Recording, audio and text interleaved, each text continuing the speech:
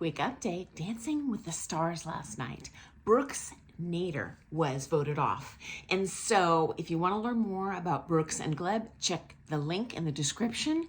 But going forward, I'll bet you those Instagram, TikTok, whatever videos of them playing butt squeezy with their partner and flirting are going to end. I really think that romance was a sham to try and get people to vote for them. We'll see how this progresses. Okay, next up, my prediction for next week, Dwight Howard. Love this guy. He is trying so hard. NBA player, love his attitude, but I just think, the movement, the height, probably long-term injuries from his amazing pro career in the NBA are going to hold him back a little bit. So I don't like it, but that's my prediction for next week. Okay, next up. Today, 3-week mark for my broken pelvis. So I am going to film an update on that, put that out first thing in the morning, and I'll show you my progress so you can see me walking and all the stuff I'm doing now. So you know what? It is painful, but we're getting better every day. Okay, related to that, your ability to dance as a professional dancer is greatly dependent on your body. Okay, and also your personality. And it will ruin your life, your entire life as a pro dancer, if you suffer injurious body or reputation. And for those who have competed through the championship level, and this includes most of, though not all, of the pro dancers on Dancing with the Stars, they have fully invested their life, all their financial resources, years into becoming a professional championship level dancer. It is no different than becoming, for example, a PhD in physics. I don't personally know of any pro championship level dancer who turned pro, like, out of high school age when they're 17 or 18 or something. No, as a matter of fact, I do know some that were successful pro dancers, but they couldn't do it until they were in their 30s. And that whole time, they are dedicating 100% of their time, their money, and usually their family's financial resources as well, which is why you're going to end up paying so much for those, higher level lessons with those fully trained, highly trained elite level coaches. Okay. Now, that being said, I have a big old beef. I do see, honestly, a lot of lesser trained pros, even people that have never competed. They really can't dance their way out of a paper bag. They don't have much to offer. I love that they're teaching, but I get so darn frosted when I see these people charging these elite level prices. Okay, this is crazy to me, and I feel it holds back our industry because very few dancers actually need that high level of training, right? Most people are just social dancers, which is great. That is the foundation of our industry, okay? If you're, a bronze level competitor, do you need to take with the world champion? In my opinion, no. And most people, I would say, even if they compete, their aspiration is just to get through that gold level. Okay, friends, so my suggestion, if you are kind of new to ballroom dancing, I personally wouldn't just stick with the first teacher that falls in your lap. I think it's personally worth the investment to explore your opportunities in your area to find kind of the most price commensurate and necessary skill level for what your goals are, guys. Okay.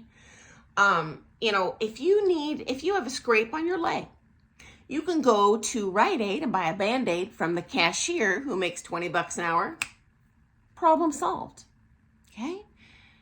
If you need a brain surgery, at that point, you go to the neurosurgeon and you don't pay them minimum wage to get brain surgery, okay? Now, can you go to the neurosurgery to get a Band-Aid? It wouldn't hurt.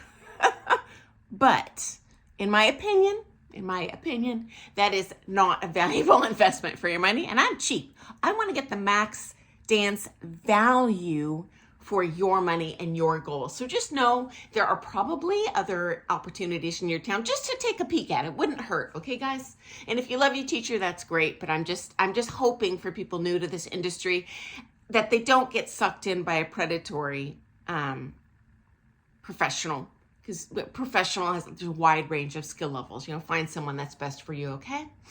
And so related to this, long time Dancing with the Stars pro Artem was fired this season. Okay, so lost his job in the media, and since then has not been able to find a job teaching. And the media lit up with his arrest on domestic abuse charges filed by his wife, Nikki Bella. Now, guys, he married Nikki, who he met on Dancing with the Stars. That was his student. He, as the pro dancer, was paired with. Okay, guys? And so I can't say this enough, guys. I do think it is a bad idea to date your dance teacher. I know it happens. For a number of reasons, I don't like it. First of all, I feel it's an abuse of power, personally, by the pro. There is an innate power dynamic. And the student often, I'll say, kind of hero worships the pro. And so they are, jumping into this relationship with this fantasy with someone that has, in my opinion, an unfair advantage over them. And how is that going to translate into the personal relationship? That pro is a real person. They're not just a beautiful dancer. That doesn't mean everything about them is beautiful, friends. They could have a major, horrid, terrible character flaw, okay? And so anyway, Artem was arrested, and his 5-year-old son, their 5-year-old son, also told the police that he was hurt by him. Now, at this point, guys, these are allegations. This actually is not going to go to court until next Monday, October 21st, so we'll learn more then. So everything I'm saying is allegedly, although I can't tell you, the dude was arrested. And in my opinion, as a dancer, myself, as a mom, this could not be any uglier on so many levels. His life's ruined. Her life's ruined. This poor child is now going to be permanently scarred by this. The dance industry is going to lose his collective knowledge of what he has cultivated in his skill. Because the dude, in my opinion, is going to have a real hard time finding a job in dancing. Now, he was not canned from the show because of the arrest. He was canned.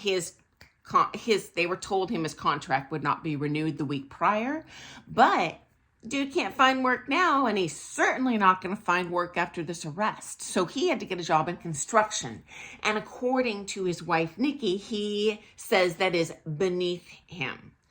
But you know what? There's no guarantees in this industry. And this incident reminded me that in my observation over the years, there are certain cultures which, in my opinion, in my own personal observation, are more abusive towards their dance partners. And I've only seen it once going the other way. It with some exceptions, goes from the male partner being horrible to the female partner, verbally and even physically, guys. I've seen it. Very disturbing. Most dancers are not like this, but painting with a broad brush, there are a couple cultures I have seen this be statistically possibly more common in, and that includes Russia and Italy. Again, I'm painting with a broad brush. There are many amazing, wonderful people who are Russian professional dancers. There are many amazing, wonderful people that are Italian wonderful dancers, but I'm just calling it like I see it, friends. And so if you have experience either with your coaches, the way they interact with their students, with their spouse, with their dance partner, and if you've seen any trends in the nationality of said professional dancer, I would be super interested to hear that, because I can't help but wonder if what I've seen in the dance world is maybe a statistical reality. And then also what I've seen in the dance world, is that perhaps translating into their home life as well, and part of that kind of growing up process in that culture. I don't know. Interesting to me. So anyway, guys, I will see you first thing tomorrow morning with some more things ballroom dance, and I'm going to share some fun updates because I'm doing amazing with my progress in my nightmare dumpster fire the last few weeks. So I will see you first thing in the morning, friends. Have an awesome day. Toodles.